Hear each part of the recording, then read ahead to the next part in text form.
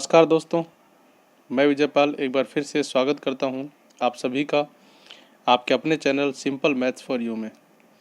दोस्तों, जैसा कि आप सभी को पता है कि ये चैनल हमने बनाया है आप सभी तक मैथमेटिक्स की नॉलेज को पहुंचाने के लिए, और हम अपने इस पावन उद्देश्य में काफ़ी हद तक आप लोगों के सहयोग से कामयाब भी हुए हैं। इसी प्रकार आपका सहयोग मिलता रहे तो हम अपने उद्देश्य में बहुत जल्दी और भी कामयाब होंगे। आज का जो वीडियो है वो आधारित है रीट परीक्षा 2020 जो आगामी दिनों में होने वाली है उस पर। उसके 12 लेसन हमने पहले पढ़ लिए थे, उसके कई टॉपिक हमने कर लिए थे। आज हम उसका अगला टॉपिक करेंगे जो है रूट या मूल निकालना, या जिसे हम करनी चिन्ह का भी नाम दे सकते हैं, क्योंकि करनी चिन्ह जो होता है वो मूल निकालने का चिन्ह होता है। उसके बारे में हम पढ़ेंगे। वीडियो शुरू करने से पहले मैं आप सभी से रिक्वेस्ट करूंगा कि यदि आपने हमारे पहले वाले वीडियोस नहीं देखे हैं तो पहले वाले वीडियोस देख लीजिए, या इस वीडियो के बाद टाइम निकाल के उन वीडियोस को देख लीजिए, ताकि आपके जो नॉलेज है वो बिल्कुल क्लियर हो जाए। और एक बात मैं आपसे और कहना चाहूँगा कि यदि आप चैनल पर नए हो तो चैनल को सब्सक्राइब जरूर कर लीजिए, उसके आगे बेल आइकन को भी दबा लीजिए ताकि आपको नोटिफिकेशन मिलते रहें और आप हमारे साथ जुड़कर गणित की हर प्रकार की नॉलेज को प्राप्त करते रहें। चलिए शुरू करते हैं आज का वीडियो। देखिए, पिछले में हमने पढ़ा था घातांक के बारे में, ठीक है। घातांक जो होती है हमने देखिए पढ़ा था, घातांक जो हमने पढ़ी थी, जैसे मैं उदाहरण के रूप में लूँ x की घात 5। यहाँ पर जो 5 होता है वो एक पूर्ण संख्या है। क्या है वो? एक पूर्ण संख्या, ठीक है। यहाँ पर घात जो होती है वो बट्टे में भी हो सकती है, यानी हम मान सकते हैं कि एक बट्टे में भी हो सकती है। घात जो होती है वो इस तरह से भी हो सकती है। तो जब जो घात आती है वो इस तरीके से आती है, एक बट्टे में कोई संख्या आती है, तो इसे हम क्या बोलते हैं? मूल बोलते हैं। क्या बोलते हैं? मूल। और इसको हम शो करते हैं करनी चिन्ह द्वारा। किसके द्वारा? करनी चिन्ह द्वारा। तो वही आज हम आज के वीडियो में समझेंगे पूरा अच्छी तरह से। वीडियो को बिल्कुल लास्ट तक आप लोग देखना, बिल्कुल ध्यान से देखना।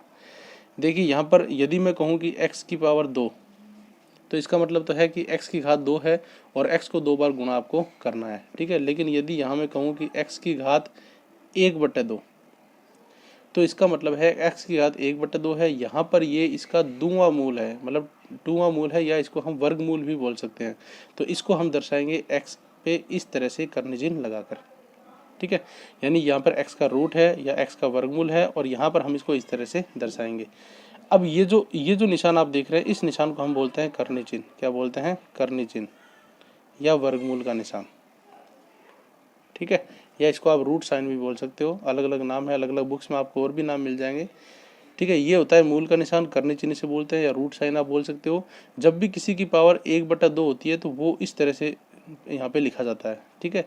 अब यदि मैं कहूँ कि x की पावर 1/3 है, तो यहाँ पर इसको लिखा जाएगा, निशान यही रहेगा, बस यहाँ पर आगे 3 आ जाएगा।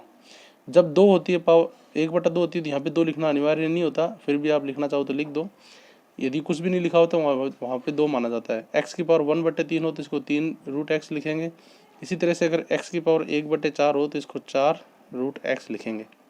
यानी इसका है, ये इसका 1/2वां मूल है, ये 1/3वां मूल है, ये 1/4वां मूल है। और इसी प्रकार यदि x की पावर 1/n हो, n का मतलब आगे संख्या 1 2 3 4 5, तो इसको यहाँ पर हम लिख सकते हैं x की पावर ये n, यानी ये इसका nवां मूल है। कौन सा मूल है? ये इसका nवां मूल।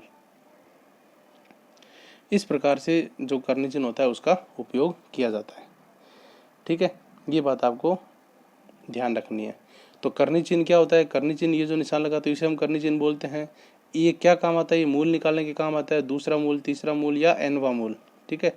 जब पावर 1/2 में हो या 1/3 में हो या 1/4 में हो तो उसको हम क्या बोलते हैं? ये। अब यहाँ पर देखिए, ये जितनी भी है ये भी एक तरह से पावर है, तो इसमें जो रूल लगेंगे वो सारे के सारे पावर वाले रूल लगेंगे। यानी जो पिछले वीडियो में हमने घातांक के रूल देखे थे वो सारे के सारे नियम इन पर भी लगेंगे। बस ये 1/2 में होता है, इसीलिए इनको क्या बोल देते हैं? रूट बोल देते हैं या वर्गमूल बोल देते हैं।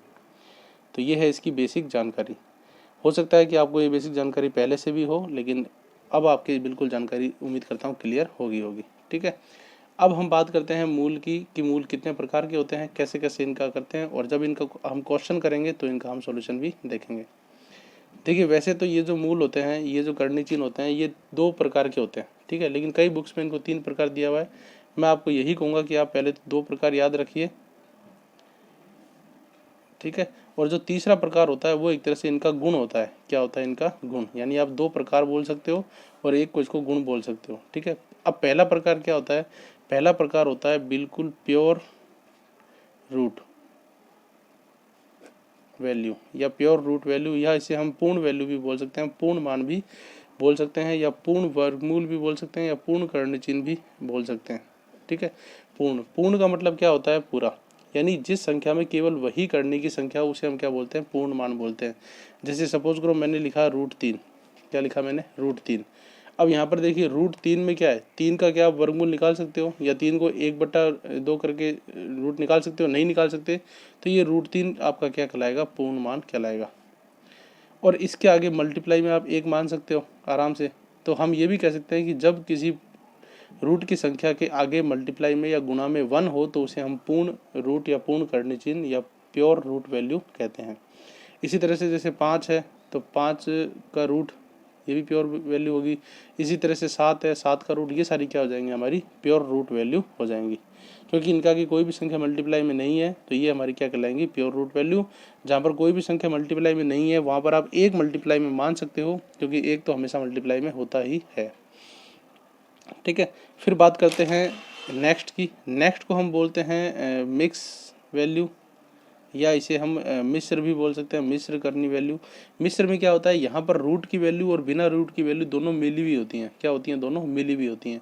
जैसे सपोज करो मैं आपको कहूँ 8 का रूट, जैसे मैंने आपको क्या बताया 8 का रूट, जब मैं सिंपल रूट लगाऊंगा तो इसका मतलब होगा 2, यानी मैं वर्गमूल निकाल रहा हूँ। अब यहाँ पर दिखने में तो ये क्या लग रही है आपको ये बिल्कुल पूर्ण करनी लग रही है, लेकिन ये पूर्ण करनी नहीं है। इस 8 के अभाज्य गुणनखंड हो सकते हैं, जिसको मैं 4 × 2 लिख सकता हूँ। अब यहाँ पे 4 का भी रूट होगा और 2 का भी रूट होगा। जब 4 का हम रूट करेंगे तो 2 आ जाएगा बाहर, और गुणा में यहाँ पे ये जो है 2 वो बच जाएगा रूट के अंदर। तो यहाँ पर आप ध्यान से देखो, ये जो संख्या है इसमें पूर्ण संख्या तो सिर्फ यही है, लेकिन एक पूर्ण करनी संख्या तो ये है, लेकिन अलग से एक 2 जो है वो मल्टीप्लाई में है। तो ये हमारी कहलाएगी मिक्स करनी संख्या या मिक्स वर्गमूल की संख्या। ठीक है। यानी प्योर जिसके अंदर केवल रूट की वैल्यू हो, अदर वैल्यू ना हो, सिर्फ एक हो सकती है। मिक्स जिसके अंदर अदर वैल्यू भी हो, 2 हो, 3 हो, 5 हो, इस तरह से हो सकती है। जैसे मैं 18 की बात करूँ, √18, तो 18 के अंदर आप ध्यान से देखो, 18 को लिख सकते हो आप 9 × 2, और 9 × 2 का रूट करो तो 9 का रूट बाहर क्या आ जाएगा, 3, और 2 रूट अंदर आ जाएगा। तो 18 एक्चुअल में क्या लिख सकते हो, 3√2। तो ये भी आपकी क्या कहलाएगी, मिक्स वैल्यू कहलाएगी। इस तरह से इसके 2 प्रकार होते हैं।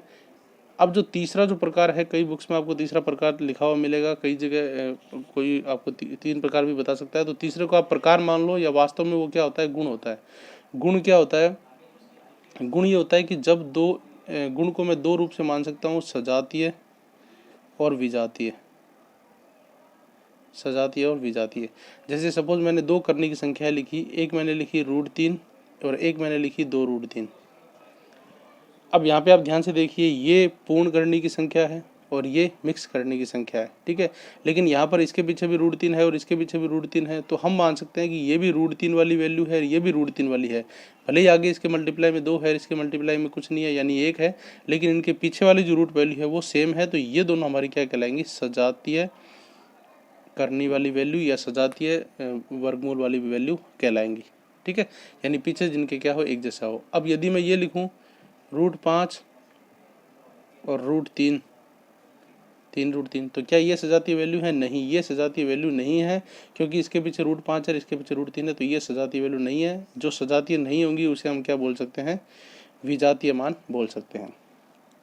ठीक है। अब यहाँ पर सपोज मैंने एक चीज़ और लिखी, 3√3 और 5√3।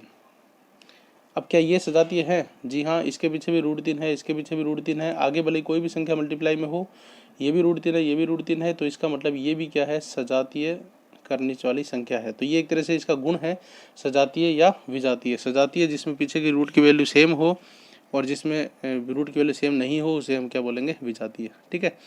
अब ये काम क्या आती है, ये कैलकुलेशन में काम आती है। जिस प्रकार एलजेब्रा में यानी बीजगणित में पीछे यदि दोनों में x हो तो उसे सजातीय बोलते हैं, यहाँ पे भी दोनों में सेम है तो इसे हम सजातीय बोलेंगे। दोनों में अलग अलग हो तो वहाँ पे भी विजातीय बोलते हैं, इसको भी हम विजातीय बोलेंगे। अब यहाँ पर ये काम आती है जोड़ने को, यानी यदि आपको इसे जोड़ना हो तो यहाँ पर ये 1√3 वाली संख्या है, ये 2√3 वाली संख्या है, दोनों के पीछे √3 है। तो कुल मिला के आप दोनों जब इसको जोड़ोगे या घटाओगे तो जोड़ने और घटाने के लिए सजातीय होना बहुत ज़रूरी है, तो वहाँ पर ये काम आते हैं। ठीक है, एक एग्जाम्पल मैं बता देता हूँ। जैसे यदि आपको 3√3 प्लस 2√3 इन दोनों को जोड़ना हो तो क्या ये जुड़ेंगी? बिल्कुल जुड़ेंगी। ये भी √3 है, ये भी √3 है, तो ये जुड़ेंगी। ये 1√3 है, ये 2√3, तो मिलके क्या हो जाएंगी? 3√3 हो जाएंगी, इस तरह से। और यदि ये विजाती हैं जैसे ये दोनों, तो क्या इन दोनों को आप जोड़ सकते हो? नहीं, इन दोनों को हम नहीं जोड़ सकते। तो इस प्रकार तीसरा जो प्रकार होता है वो उसके गुणों का होता है, सजातीय या विजातीय। ठीक है, तो ये करनी चिन्ह के कुछ प्रकार थे, कुछ अलग अलग इनके टाइप्स थे। अब जो हमने घातांक के नियम पढ़े थे, मैंने आपको बताया था वो सारे घातांक के नियम इन पर भी लागू होते हैं, लेकिन उन नियमों के जब हम इन पर लागू करते हैं तो कुछ सूत्र बनते हैं डायरेक्ट। तो वो सूत्र आप देख लीजिए, वो सूत्र मैं आपको बता देता हूँ ताकि आपके बिल्कुल कहानी क्लियर हो जाए। यानी मैं यहाँ पे रूल नंबर देखता हूँ। सबसे पहले 1 रूल वही है जो पिछले वीडियो में हमने पढ़े थे घातांक के, बस यहाँ पर ये वर्गमूल के हिसाब से सेट होंगे।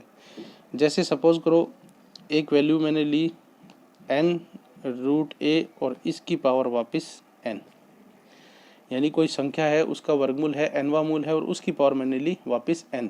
तो यहाँ पर आप ध्यान से देखिए, किसी भी संख्या का जब वर्गमूल होता है nवां, उसको हम लिख सकते हैं a की पावर 1/n, और फिर इस पूरे की पावर n है। अब यहाँ पर क्या कौन सा रूल लगेगा? किसी संख्या की पावर के ऊपर पावर है, तो जब संख्या की पावर के ऊपर पावर होती है तो उन दोनों की क्या हो जाती है? मल्टीप्लाई हो जाती है। तो 1/n की मल्टीप्लाई हो जाएगी n से, और मल्टीप्लाई में n से n क्रॉस हो जाएगा, बचेगा 1, यानी a की पावर 1 यानी कि a। यानी हम लिख सकते हैं कि कोई वैल्यू रूट में a मतलब a की nवां मूल, और उसकी जब हम पावर a लेंगे तो वहाँ पर क्या हो जाएगा? उसका वैल्यू मान वापस 1 ही आएगा। ये आपको बात ध्यान में रखनी है। ठीक है, उसके बाद हम चलते हैं रूल नंबर 2। रूल नंबर 2 हम लेते हैं कि यदि कोई वैल्यू है a और b मल्टीप्लाई में, क्या है? a और b मल्टीप्लाई में कोई वैल्यू है, इनके बीच में मल्टीप्लाई का साइन हो भी सकता है, नहीं भी हो सकता है, क्योंकि अलजेब्रा के बीच में जब कोई भी साइन नहीं होता तो वो मल्टीप्लाई का साइन होता है। और इन दोनों का nवां मूल आपको लेना है। इन दोनों का क्या लेना है? nवां मूल। तो इन दोनों का nवां मूल जो होगा वो a का भी √n होगा और b का भी √n होगा, दोनों की मल्टीप्लाई होगी। या इसको आप यूँ समझ सकते हो कि इसको आप लिख सकते हो a इंटू बी की पावर 1/n, क्योंकि nवां मूल था, दोनों को 1/n लिख दिया। अब यहाँ पर जब दो अलग अलग गुणा हो और दोनों के ऊपर घातांक हो तो वो घातांक दोनों पे लग जाता है, यानी a की पावर भी 1/n होगी और b की पावर भी 1/n होगी। ठीक है, अब इसको आप क्या लिख सकते हो? ये इसका nवां मूल है, तो n√a इंटू में n√b, इस तरह से आप इसको लिख सकते हो। और यहाँ पर हमारे पास शुरू में क्या वैल्यू थी? ab√n। तो ये हमारा बनता है दूसरा नियम। जब दो संख्याएं गुणा में हो और उन दोनों के ऊपर nवां मूल का कर्ण चिन्ह हो तो वो उन दोनों पे अलग अलग हो जाता है।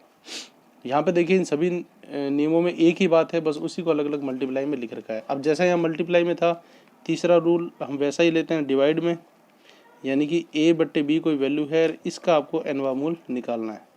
तो यहाँ पे क्या होगा? दोनों पे लग जाएगा, तो आप लिख सकते हो nवां मूल a का अपॉन nवां मूल b का, यानी n√a अपॉन n√b। मल्टीप्लाई में था तो भी दोनों पे अलग अलग हो गया, डिवाइड में था तो भी दोनों पे अलग अलग हो गया।